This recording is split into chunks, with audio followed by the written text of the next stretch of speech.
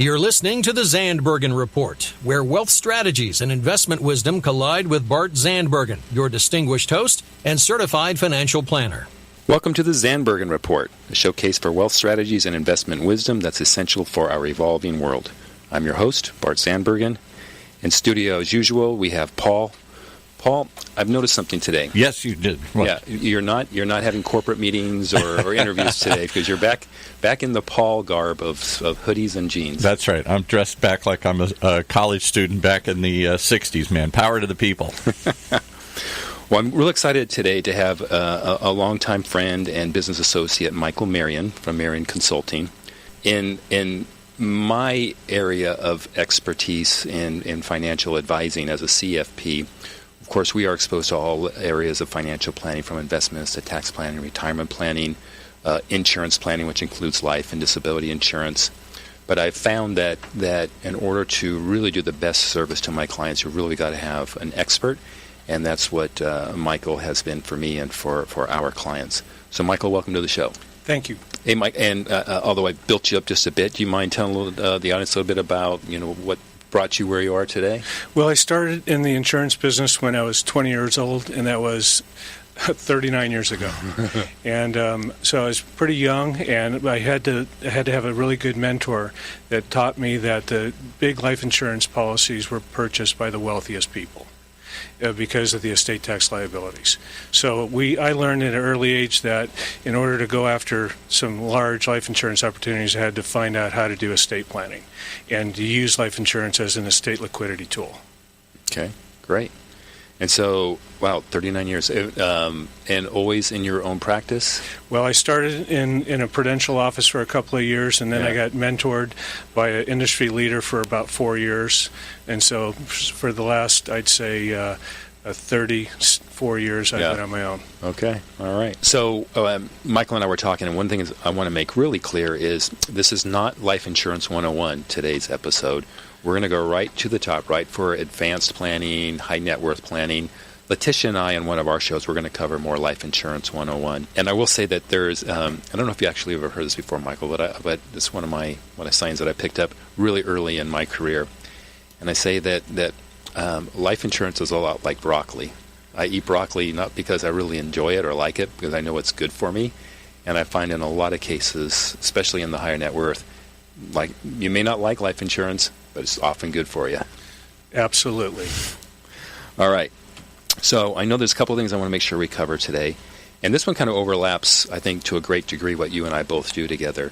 In our world in investments, there's asset classes, and there's stocks, and there's bonds, and there's alternative investments. And I firmly believe that for most people, in most cases, that life insurance has a place as part of an asset allocation. What do you think about that? I absolutely agree. In fact, I think one of my biggest surprises after 39 years in practice is why there is such a negative bias deeply rooted in many professionals against life insurance. Yeah. And so if I may say that life insurance is a unique asset class specifically designed to provide liquidity at the death of two people in the family unit, husband and wife, for that second to die estate tax liability. Okay. Now, you and I talked before about kind of comparing life insurance to bonds or muni bonds. Tell me a little more about that. Well, I had an opportunity where one of my attorneys that I work with had a client with approximately $100 million of liquidity on about a $300 million estate.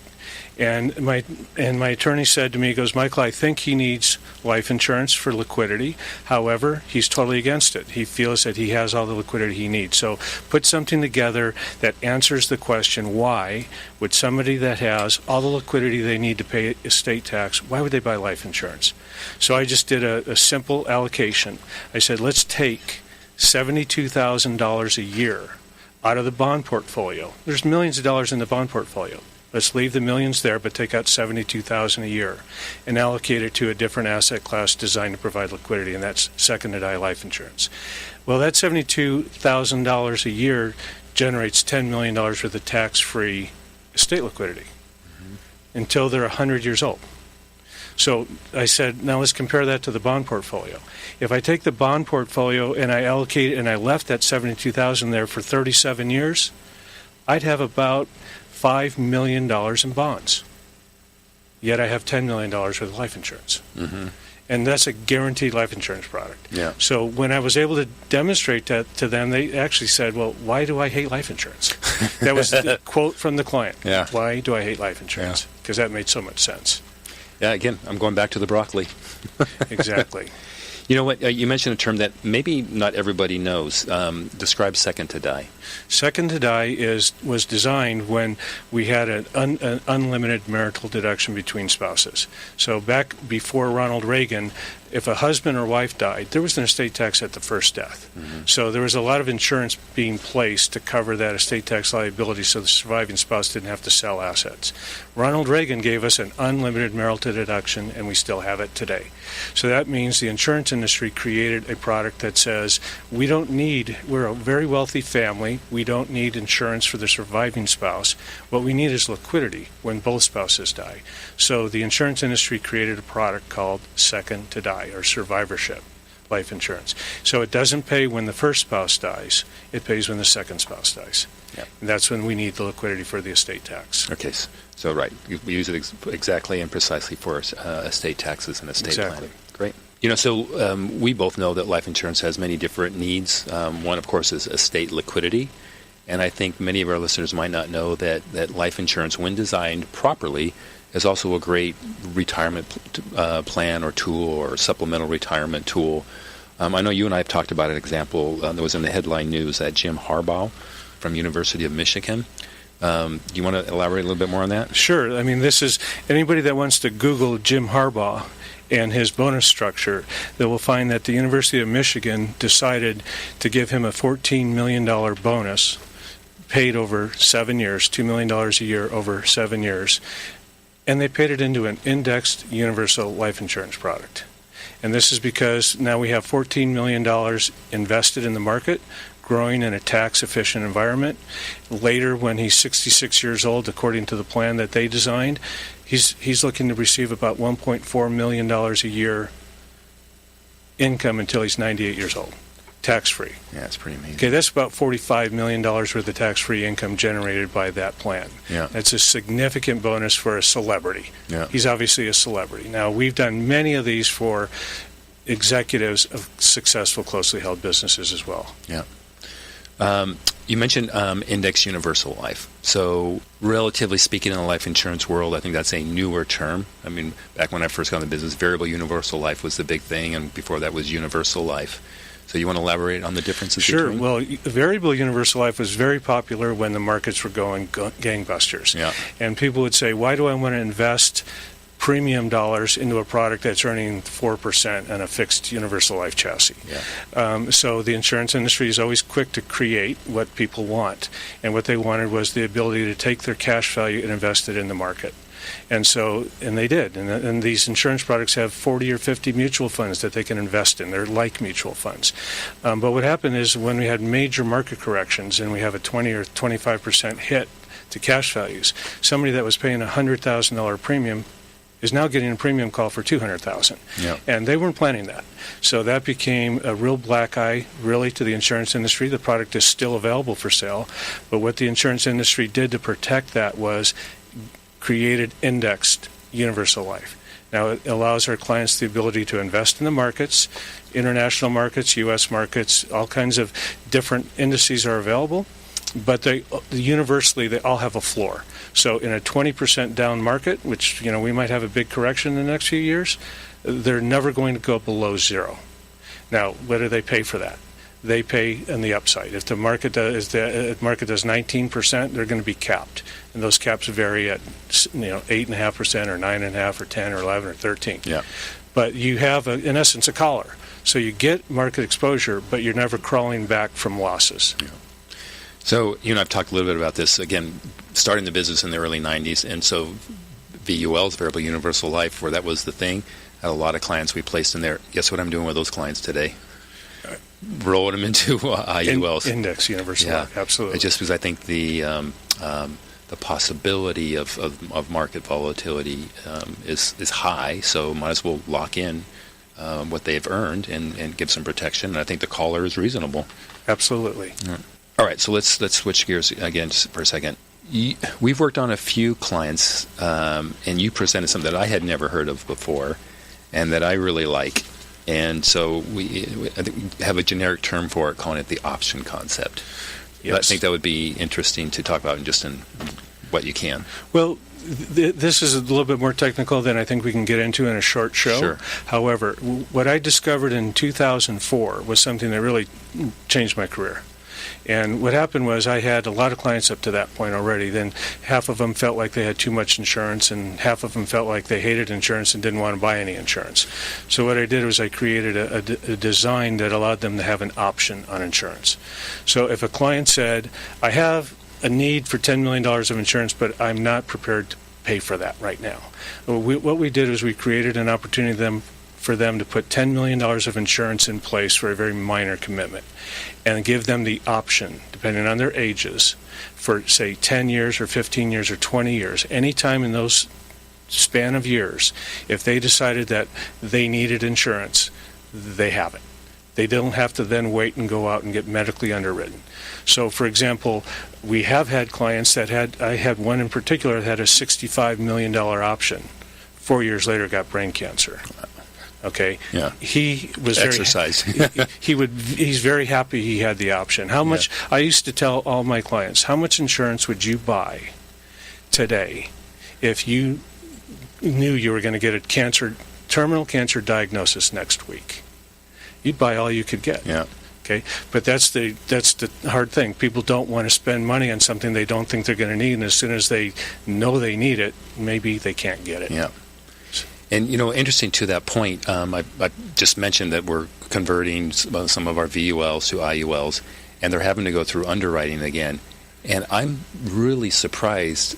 I'm going to say 30% of the insureds have gone from a preferred or super preferred status down to a substandard, meaning less than good health, which is going back to your option concept. Hey, if you are younger and or at the very least healthy, now's a great time. Right. Well, and I've had more clients lose their insurability than lose their life at this stage of my career. Huh? Okay, so I've probably paid out maybe 20, 25 significant death claims, but I've had a lot more people in my career get cancer or high blood pressure or just other things that cause them to be uninsurable. Yeah. All right. And so the option allows them to, at the end of the option term, by the way, whatever financial commitment they made to buy the option, they get that premium back. Yeah, I was hoping you were going to say that because I knew that was the answer. Okay, so I apologize. It's like they're laying up some money in order to have the option, but if they decide not to exercise the option, all they're out is the cost, the opportunity cost of having laid out some money and not that much. Yeah, and I think it's genius. I love it. All right, we're going to take a quick break. We'll be right back. When you use the Premier Rewards Gold Card from American Express, the rewards points can keep on multiplying. Buy 3 with triple points on airfare. Buy 2 with double points on gas and groceries. And a single point for pretty much every other dollar you spend on the card. Then, start choosing from over 1 million rewards to redeem all those points. Apply today and the annual fee for the first year is on us. Call 1-800-AXP-GOLD or visit axpgold.com. The annual fee for the card is $175. See terms, conditions, and restrictions at axpgold.com. Imagine what it would feel like to lose everything. Your job, your home, your family, your dignity. This has happened to thousands of the men, women, veterans, and young adults we serve at Working Wardrobes. What do we do to help? We provide career development services, life skills workshops, job skills training. We provide the perfect interview outfit, and we get clients placed in jobs. Call Working Wardrobes, 714-210-2460. Donate, volunteer, invest, hire. All right, we're back. Mike and I were talking kind of offline. We're going to circle back for a second on the IUL. And one of the things that I really liked on, and we're not going to name the carrier, but the ability, so we've already talked about the collar, the 0% on the low, and then whatever the high side is. But the ability on this particular product to pick the 2 or 3 of the best indexes over that previous period, which has done really good performance-wise compared to just a traditional IUL. Yes. In fact, those 3 indexes are the S&P 500, the Euro Stock 50, and the Hang Seng. And so rather than, Bart, you allocating your client one-third, one-third, one-third to diversify among three markets, what this carrier does is it says, no, we're just going to hold the money for whatever time period you selected, and those time periods are only 2 years or 5. And at the end of that 2 year, for example, whichever one of those three indexes did best, we're going to give the client 75% of that return. And whoever came in worst, we're throwing it out. And then, obviously, who's ever second, they get 25%. So you're never trying to figure out who's going to win the race. You know at the end of the 2 years or the 5 years, you're going to get 75% of the winner, 25% of the second place. And its structure is remarkable, and there's only really one carrier in the industry that has that product. I kind of, when I think about that, I kind of wish there was a fund like that we can use outside insurance for the rest of our portfolio. Absolutely. I think there's something to be said for that. All right. So we have both been faced with situations where a client, very high net worth, and perhaps no liquidity for various reasons. One I can think of is just because they're all in real estate, commercial real estate. On the other hand, let's say they're $100 million net worth. They've got an extensive estate tax burden. So I know there's ways to get life insurance and then actually, quote unquote, borrow, or they call premium finance, so they don't necessarily have to come out of pocket and still be able to have the insurance. I know that's much more up your alley, so can you share with the listeners about that? Yes, premium financing has become very popular with these low interest rate environment. And so clients are saying, hey, we have our money at work far more effective than the interest rate would charge if we went to our private bank and borrowed at 2% or 2.25%. So there's a lot of action where people are buying very large life insurance policies and financing the premium. I say be very cautious, though, because some of these are scams. I've seen these 45-year-olds where they expect this bank financing to go out for 50 years. Now, I think that's not going to work very well. I like premium financing, but I want it to be for a determined period of time in advance, say 10 years or 12 or 15. And where I like it is where the client says, I don't have the liquidity now, or I have a better place to put my money today, but I'm expecting a liquidity event. I'm going to sell my business in 7 years. So there's a perfect opportunity to initiate a premium finance structure, knowing that in a particular predetermined time frame we have an exit strategy, and we're going to pay off that bank loan. But meanwhile, we're going to use very low interest rates to help buy that insurance. Yeah. A lot of times we use the insurance policy itself as collateral. So if at the end of the 10-year term, the liquidity event did not happen, and the client says, well, gee, now I'm still in the situation where I don't want to pay back that loan, we can surrender the policy and pay off the loan. Mm-hmm. So we do, in essence, it gives us about a 10-year opportunity, and the interest cost of that loan is like term insurance. Yeah. It's like a term insurance cost. Yeah. Yeah, I'm glad you said that with the kind of the foreseen end, because I too, when I've seen those that go on forever, it loses some of its attractiveness. Yes, and we don't have time to tell you about some of the scams that are out there. I just say enter this field cautiously, but it is certainly, I present it almost every major case to a client because process of elimination. If I don't present it and they later hear about it on the golf course, I find myself in a little bit of an uncomfortable spot. But I'm also quite surprised how many times I will offer premium financing to a client and their reaction is no. You know, you and I introduced you to a provider or a vendor not so long ago, and it was a form of premium financing, right? But it was back with where they really raised like private bonds. It was a private placement bond offering. Yeah. And those are going to be for very, very, very large deals. Yeah. The legal and the fees and such to structure that are very significant. Yeah. And I would say that unless you're ready to put a bond offering in the $20+ million range, probably not. And then I think in the case you were showing me, they were much, much less than that. Yeah, yeah. All right. Okay, so I'm going to totally switch gears because this is going to cross over for something that you and I both might actively participate in. So the general term is life settlements. I know you know what that is. You'll talk about that. We've talked before that we have basically a hedge fund that invests in life settlements. It has I think the term life settlements has kind of a checkered past because there's been both, like with many products or services that have been both good and bad.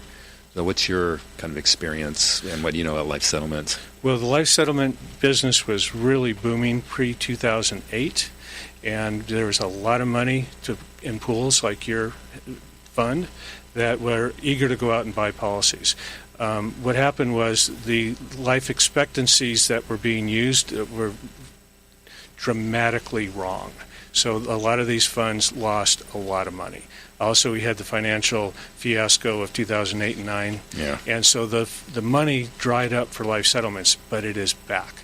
But what's happened to the life settlement industry now is they're cherry picking for the best opportunities. So whereas, for example, I sold a $15 million policy to a life settlement fund on a 72-year-old man, and he turned around and used that $1 million that he got for that $15 million term policy we sold. Yeah.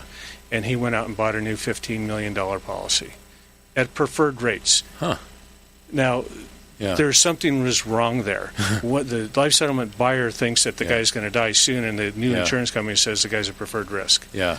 Well, long story short, by the way, the guy died in 4 years. So, the life settlement company actually did win on that. Yeah. But what's happened now is life settlement companies will not look at a 72-year-old that's healthy. Yeah. You got to be late into your 70s, into your 80s. You have to have some health impairments. Yeah. And then my advice to my client first is, if you are older and impaired, what can we do to get you to keep this policy? Yeah, yeah. But if you're in a situation where you absolutely don't need it and there's a solution better than surrender, then we have an opportunity to do life settlement. Yeah.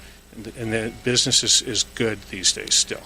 Yeah, so speaking of the cherry picking, so the fund that we use has a 5-year life expectancy. So they do extensive underwriting and for whether the person's either very, very old or up there in age and or there's a terminal illness. So, but another thing that apparently why people will sell a policy I found kind of interesting. Let's say, I'll use me as an example. Let's say 40 years from now, and for whatever reason my wife predeceases me and my kids are doing fine. Maybe I want to use that money for something. Now I'm super old. Maybe I want to use the money for something else. So I might surrender the policy because I just no longer have a need for it. Right. Not surrender, but sell it, I mean. Sell it, yeah. That's if you can sell it for more than you can surrender it, that's an option that we have today. Okay. Great. By the way, as an advisor, if I have a terminally ill client that owns life insurance, I'm going to do everything I can to help him keep it. And I'm with you on that. Okay, Michael, I told you, half hour goes by really fast, doesn't it? Yes, well, thank you very much. I appreciate the opportunity to be here Of course. It's certainly been a pleasure having you today. And if you've listened in the previous shows, I have the honor of asking that final thought question. And so please share with us your ultimate lesson learned over your tenure as a life insurance professional. Well, that life insurance is an asset class that has to be sold. People don't go and buy life insurance because they want it. Like you go into the hardware store to buy a drill bit. You don't want a drill bit. You want a hole. Yeah. So life insurance has to be sold by professionals that know what they're doing and know how to integrate it with technical things. And it just surprises me that there's such a bias by some that think that life insurance, that's old school. Yeah. These insurance companies are very sophisticated and they know how to deliver value to their client. All right, you just got to get the hole in the wall. You got to get the hole. All right. Michael, thanks again for joining us in the studio today. And for those who want to learn more about Michael and his business, you can visit him at www.marionconsulting.com. That's MARION consulting.com. Thanks so much, everyone who has turned in. We look forward to being back in the studio next week. Cheers. Tune in next week for the latest edition of the Zandbergen Report, Tuesdays at 2 p.m. Catch up on our recent shows by visiting www.bartzandbergen.com. Interested in being a featured guest on our show or have a question you'd like to hear us answer on the Zandbergen Report?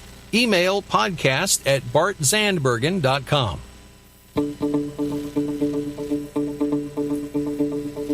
The Zandbergen Report is a production of OC Talk Radio and is provided for educational purposes only. The content of this program and the views of the guests should not be considered as recommendations by OC Talk Radio or investment advice from the host, Bart Zandbergen, or any other entity attached to this production. Investors should always consult qualified financial, investment, tax, or legal professionals prior to investing.